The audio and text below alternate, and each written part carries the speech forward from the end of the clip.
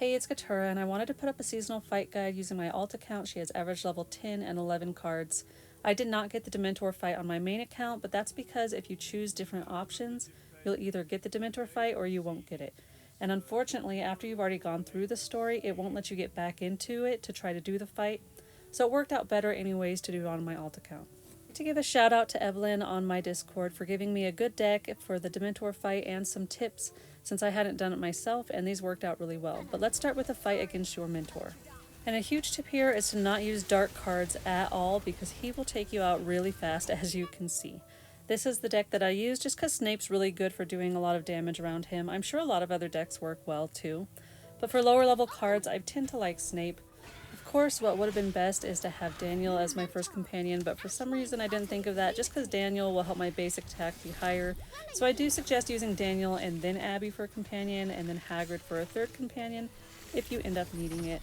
But I was able to set up my centaurs, set up my time turners, do swelling solution when needed, and just get the damage done, and luckily he didn't take me out fast or anything like that, so as long as you avoid your dark cards, you should be good. Right here I waited to bring out my second time turner until Confringo was done just so I didn't get extra damage to all of us, and that way he didn't take it out so quickly because he does take them out a bit faster, but it's just pretty easy. I'm setting everything up and using all the cards. Like I said, I do think other decks could do this really well too because this isn't too hard of a fight, especially with lower levels, which is good because the next seasonal fight is a bit harder. But again, like I said, the tips from Evelyn were a huge game changer for that Dementor fight. So I'll just let this fight finish and then I'll be back with you on the Dementor fight.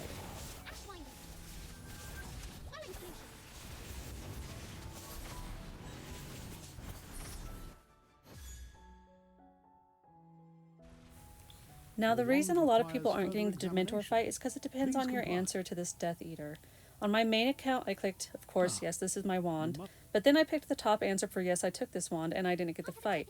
If you choose no, I haven't taken anything, and then you continue to argue with him and say this is my wand, I told you I didn't take anything, you're going to end up in a Dementor fight. I don't know if you can go back and change it if you're just not wanting to do the fight at all, but it's definitely worth a shot. I just haven't tried it myself, so I can't guarantee that it will actually work. But here's my Bella deck that I used. Again, this was Evelyn that suggested this to me on Discord. It is a really great deck and it works really well. So you definitely want Hagrid for your first companion because as soon as you get on that bike, the Dementor just leaves you alone and it makes it way easier. You can kind of focus on the mini Dementors for getting them away, and then focus Cruci on him when you can, and then anytime your Death Eaters come out, they'll do damage to him. It just made it way easier because I did try it with some other decks just to see how they worked, but this was by far the easiest, especially with such low levels. It's definitely better to wait for the mini Dementors to be all together, that way your Confringo and stuff like that will do extra damage and extra bounces. And one of the biggest things was with a potion, you use the befuddlement charm. Unfortunately with this account I only have small befuddlement charms, so they don't work really well.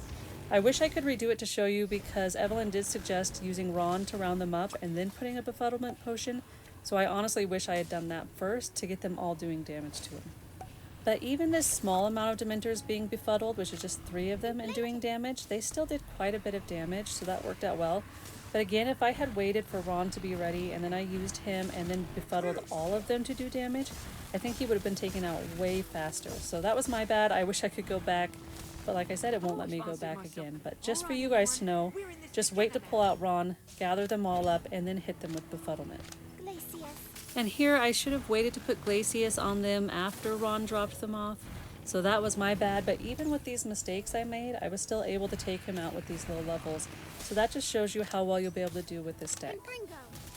But since they're all together, Confringo works really well to do damage and gets a Dementor out. He starts attacking the big Dementor, which is great.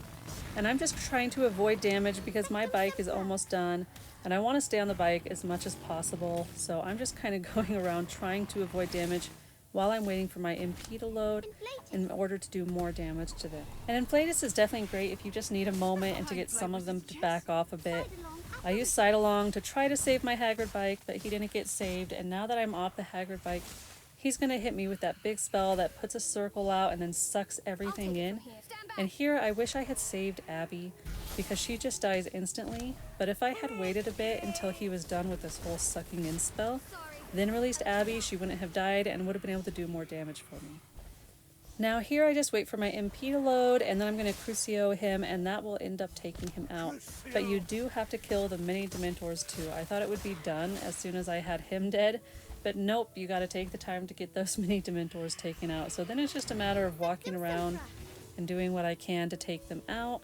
And it's not too hard, it's just a little bit tedious taking them out because, I don't know, the movement feels kind of slow and it's kind of irritating, but it's honestly just a matter of getting your spells out and getting them taken care of. You can see all of their health is really low. Then I hit them with Atmospheric Charm once it loads, and it takes them out pretty well. So maybe just putting Atmospheric Charm over them right away could be helpful. That way you're doing damage. But you can see that honestly wasn't too hard, just took a bit of time, and I hope this guide helps you guys. Thank you so much for watching.